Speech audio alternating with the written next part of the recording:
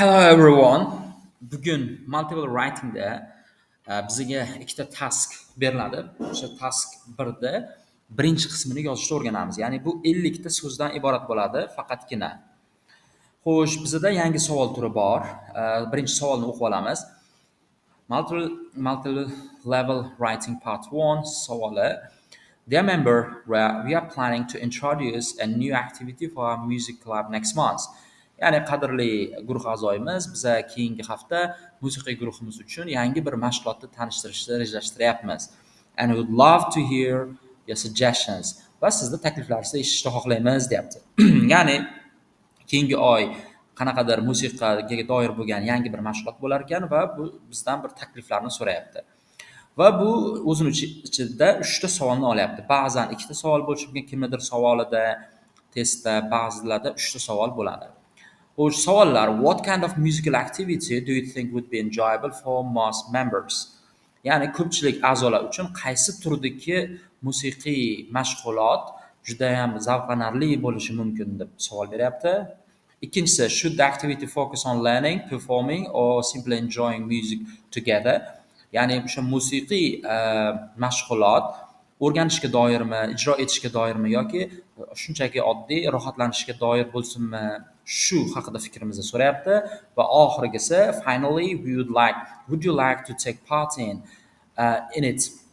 Sen unga qatnashishni xohlaysanmi, deyapti. If yes, how, agar ha xohlasang qanday qilib degan savolni beryapti. Значит, bizda 3 ta savol turi bor, uchalasiga ham javob berishimiz kerak. Sizda savolni o'qigandan keyin agarki sizga mana shunaqa savol bersa, bu uchalasi ham task, ya'ni vazifa hisoblanadi. Agarki shu ikkalasiga javob berib, bittasiga javob bermasangiz, task responsedan javob tushish ehtimoli bor. Shuning uchun ham siz aniq ishonch hosil qilishingiz kerak. 3 ta savolga ham aniq bir javob berishingizga. Xo'sh, keyin davom ettiradigan bo'lsak, your ideas will help us plan a fun and meaningful experience for everyone. Ya'ni sani g'oyalaring hamma uchun quvonarli va ma'noli bir tajribani ulashishi uchun bizga rejalashtirishga yordam bergan bo'lardi, deyapti. Va buni best regards Miss Layla Green, Music Club Coordinator, musiqa klub koordinatori Miss Layla tomonidan yozilgan bo'lyapti. Xo'sh, shu vazifa berildi. Endi bizga task 1 ni birinchi qismiga qaraymiz. Bu asosan do'stlarga yoziladi, yaqin kishiga yoziladi va bu juda ham informal shaklda, informal tonda, ya'ni norasmiy tonda bo'lsa, baliz ancha oshadi. Xo'sh, bizda aytayaptiki, write a short email to your friend who is also in the club. Ya'ni o'sha klubda bo'lgan do'stingga bir email yozasan. Say what musical activity you want the club to try and whether you want to join it. Ya'ni bizga ikkita task beryapti. 3 ta savoldan ikkitasi bu yoqqa kelyapti. Sen o'sha musiqiy guruhga qatnashishni xohlaysanmi?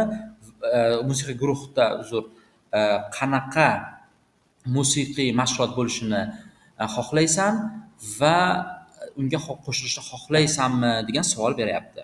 Va 50 ta so'z yozish kerak. Minimum 50 ta, maksimum oshib ketaveradi, 80 ta so'zgacha yozsangiz bo'ladi. Bu degani 4 ta, 5 ta gap degani. Xo'sh, biz hozir savolni o'qidik va bizga kerak bo'lgan vazifalarni bilib oldik. Значит, men o'z do'stimga yozaman, qanaqa musiqiy activity qo'yilishi kerak va men qatnashamanmi yo'qmi, shu haqida fikrimni berishim kerak bo'ladi. Siz testda qilishingiz bo'lgan ikkinchi narsa, o'qib bo'lgandan keyin bu albatta planning, ya'ni reja tuzish bo'ladi. Reja tuzish 2-3 minut atrofida oladi, ba'zan ko'proq bo'lishi ham mumkin. Rejada birinchi o'rinda brainstorming keladi, ya'ni g'oyalarni o'ylab topish. Siz brainstormingda har xil g'oyalar o'ylab topishingiz mumkin. Masalan, birinchi savolda qanaqa musiqiy aktivitiyalar, mashg'ulotlar bo'lishi mumkin deydi. O'shanda har xil musiqiy aktivitiyalarni yozib olasiz va o'zingiz ichidan eng yozishga qulay deb topgan, ko'p yoza oladigan, osonini tanlab olasiz. Masalan, biz live performing, ya'ni men live performing, ya'ni jonli ijro etishni tanladim. Ya'ni men o'sha musiqiy klubda shu oy jonli ijro etishni amalga oshirishni xohlagan bo'lardim deb yozmoqchiman. Va mana bu strelkalar orqali siz uni yana ham yoritib ketishingiz kerak bo'ladi. Deylik, yana ham osonroq tushunishingiz uchun birinchi so'z bu topic sentence, ya'ni birinchi gap bo'ladi, qolganlari supporting ideas. Ana shu supporting ideas eng muhim hisoblanadi. Ya'ni qancha yaxshi yoritib bersangiz, shuncha balls yaxshi chiqish ehtimoli katta bo'ladi. Ya'ni bu degani birinchi gap, ikkinchi gap, uchinchi gap, to'rtinchi gap holatda ketaveradi. Shunaqa qilib tushunsangiz osonroq bo'lishi mumkin. Xo'sh, bizda live performance, jonli ijro etish bor. Nima uchun jonli ijro etish yoqyapti desa, men aytamanki, creates relaxed, inclusive atmosphere, ya'ni rohatlanarli va hamma qatnashsa bo'ladigan bir muhit yaratib beradi-da bu deyman. Va xo'sh, bunda nima bo'ladi shunda desa, ya'ni bu narsa good for shy students, ya'ni uyatchang studentlar uchun bu narsa yaxshi deyman. Ya'ni shunda nima bo'ladi desa, ya'ni hamma step out of comfort zone, o'zini komfort zonasidan, ya'ni bekilib qolgan, ya'ni qulay deb hisoblagan zonasidan chiqib kirish ehtimoli bo'ladi ma'nosida bir reja tuzdim. Va san ikkinchi savolimizda san unga qo'shilishni xohlaysanmi desa, men aytamanki, birinchi gapim ha, xohlayman. Siz o'zingizga bog'liq, xohlamayman deyishingiz mumkin, xohlayman deyishingiz mumkin. Ha, albatta xohlayman. Endi aytaman, nima uchun xohlaysan desa, hech qachon bu narsani qilib ko'rmaganman. I never tried. Xo'sh, o'shanda nima bo'ladi desa, ya'ni motivation, biroz bir motivatsiya bo'ladi. Bu degani, ya'ni men o'zimni challenge qilib ko'rish, ya'ni sinab ko'rishimga bir yaxshi bir imkoniyat bu deb aytayapman. Xo'sh, shunda ikkita planimiz bo'ldi. Birinchi savolga qanaqa musiqa desa, live performing, qatnashasanmi desa, albatta qatnashaman bo'lyapti. Endi planni tuzib olgandan keyin xuddi shu planni essay yozishni boshlaymiz. Ya'ni sample essay part birinchi qismini yozishni boshlaymiz. Unda yozishni boshlaganda xuddi shu ketma-ketlikda yozsangiz bo'ladi yoki ozroq o'zgartirib, mana shu yozilgan narsalarni o'zgartirib yozsangiz bo'ladi. Ammo o'zidan yangi narsa qo'shmang, chunki bu chalkashlikka olib kelishi mumkin. Xuddi qanday yozilgan bo'lsa, o'rni almashsa ham, bu bilan buni o'rni almashgan taqdirda ham gapni tuzilishiga bog'liq, grammatikaga bog'liq, ammo xuddi shu tarzda yozilishi kerak. Va biz birinchi yozamiz hi Lara, ya'ni birinchi salom beramiz, salom Lara. Ikkinchisi sal kirish iliq gap yozsangiz, bu juda ham do'stona chiqishga yordam beradi. Birdaniga siz o'zingizni fikringizni yoritib ketgandan ko'ra, men yaqindagina email oldim, shunaqa deb ketgandan ko'ra, sal kirish qilib yumshatib olish kerak bo'ladi, chunki bu do'stona hisoblanadi. Hi Lara, hope you are doing well. Umid qilamanki, hammasi sanda yaxshi. Ana endi maqsadga o'tsam bo'ladi. I've just received an email from Miss Green about the new activity for our musical club. Men yaqinda Miss Greendan bizning musiqiy klubimizdagi yangi bir mashg'ulot uchun bir email oldim. And I'm genuinely excited about it. Va men bundan juda ham xursand bo'ldim. Bu yerda genuinely so'zi ishlatilgan, bu advanced leveldagi juda yaxshi so'z. Va ikkinchi holatda nima uchun genuinely excited deb ishlatyapman? I'm excited desam bo'lardi, lekin siz ertaga writing testga kirsangiz, albatta shu usulni qo'llasangiz bo'ladi. Har bir sifat yoki fe'l yoki boshqa bir fe'l sifatlardan oldin yoki ravishdan oldin boshqa bir ravishda ishlatsangiz, bu yana ham ingliz tilida yaxshiligingizni, yana ham tushuna olish qobiliyatingizni ko'rsatadi va yozishingizda juda ham aniqroq va precise, aniq va chiroyli qilib berishga yordam beradi.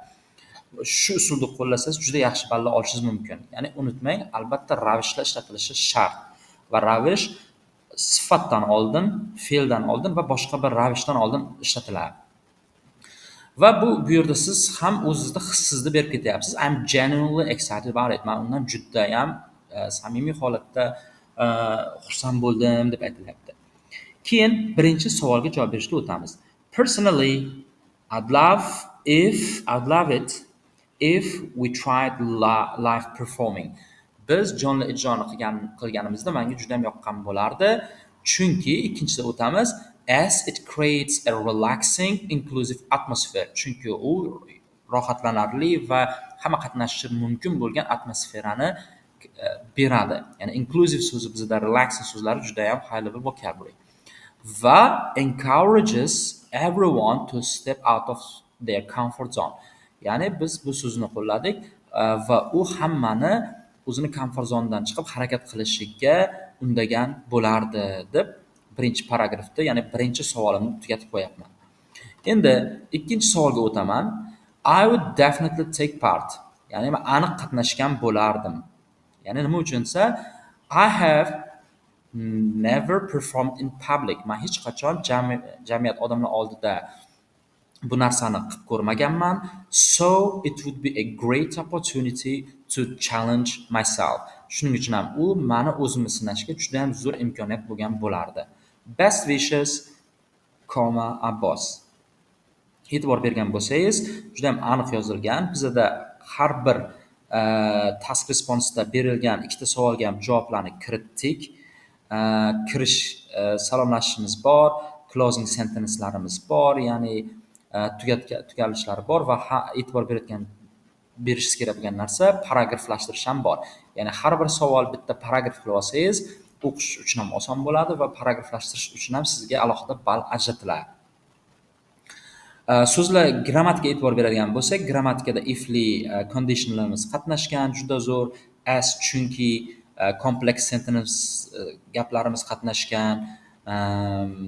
Keyin present perfect shu narsa qatnashgan. Va yana qo'shimcha tarzda bizda bor personally, as, keyin so iboralar qatnashgani uchun ham yuqori ball B2 C1 leveldagi bu yerda essay hosil bo'ldi. Endi xulosalaydigan bo'lsak, birinchi qiladigan ishingiz yana taskni o'qish, juda ham diqqat bilan o'qib o'rganish va sizga kerak bo'lgan savollarni bilib olish, vazifalarni va shu vazifani har bir vazifa uchun siz plan tuzib chiqishingiz kerak bo'ladi, xuddi shu holatda.